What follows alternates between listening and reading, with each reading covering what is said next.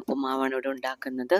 അതിന് 1 കപ്പ് റവ, ഒരു അര സവാള അരിഞ്ഞത്, കടുക്, വെളിച്ചെണ്ണ, ഒരു ചെറിയ കഷ്ണം ഇഞ്ചിയും ഒരു പച്ചമുളകും അരിഞ്ഞത്, 2 കപ്പ് വെള്ളം, കൊല്ലമുളക് 2, പിന്നെ കറിവേപ്പില, പിന്നെ ഓപ്ഷണലായിട്ട് ക്യാരറ്റും ബീൻസും വഴറ്റിയതാണ്, അതിരുന്നത് കൊണ്ട് എടുത്തെന്നുള്ളൂ. പിന്നെ കുറച്ച് കപ്പലണ്ടി വറുത്തത്, നിർബന്ധമില്ലാത്ത കാര്യങ്ങളാണത്. ഇനി ഞാൻ ഒരു പാത്രത്തിൽ 2 കപ്പ് വെള്ളം തിളപ്പിക്കാൻ വയ്ക്കുകയാണ്.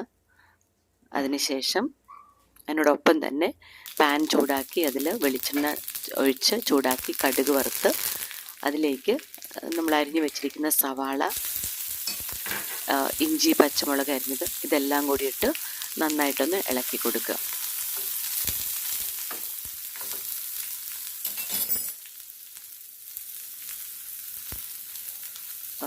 അരിഞ്ഞു വെച്ചിരിക്കുന്ന ക്യാരറ്റ്, ബീൻസ് വഴറ്റി വെച്ചിരിക്കുന്നത് അത് ചേർക്കാം.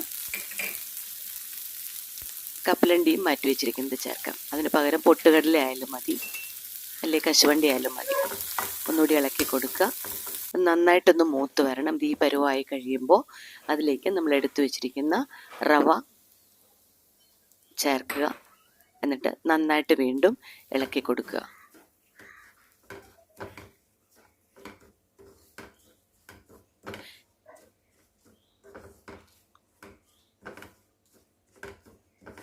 നന്നായിട്ടൊന്ന് മിക്സ് ആവണം.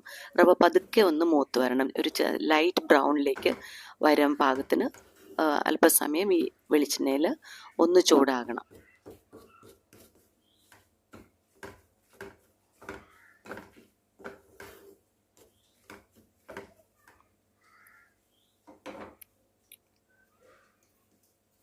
ഇതിലേക്ക് നമുക്ക് പാകത്തിന് ഉപ്പ് ചേർക്കാം. ഉപ്പ് നേരത്തെ ചേർക്കാമായിരുന്നു.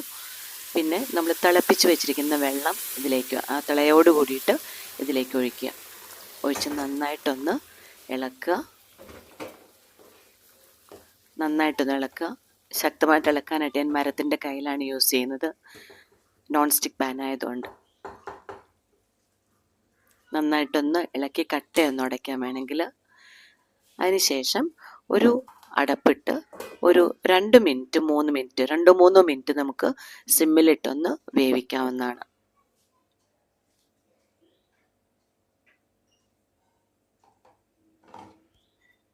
ഇപ്പോൾ ഒരു 3 മിനിറ്റ്സ് കഴിഞ്ഞു.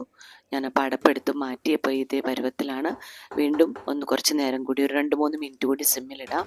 ഇതാണ് ഉപ്പുമാവിൻ്റെ പാകം. ഇതിപ്പോൾ ഇവിടെ റെഡി ആയിട്ടുണ്ട്.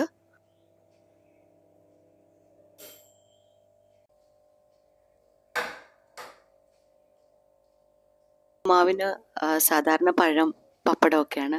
ഞാനിവിടെ ഒരു കോമ്പിനേഷനാണ് കൊടുക്കുന്നത്. ഇതിൻ്റെ മെയിൻ കോമ്പിനേഷൻ എന്ന് പറയുന്നത് ഒരു ഡബിൾ ബുൾസൈ ആണ്. കൂടാതെ കുറച്ച് പഴം പുഴുങ്ങിയതും കൂടി വയ്ക്കുന്നുണ്ട്. ഒന്ന് പരീക്ഷിച്ച് നോക്കാവുന്നതാണ്. അതൊരു പ്രത്യേക ഒരു ഡിഫറെൻറ്റ് ടേസ്റ്റാണ്, ഡിഫറെൻറ്റ് കോമ്പിനേഷനാണ്.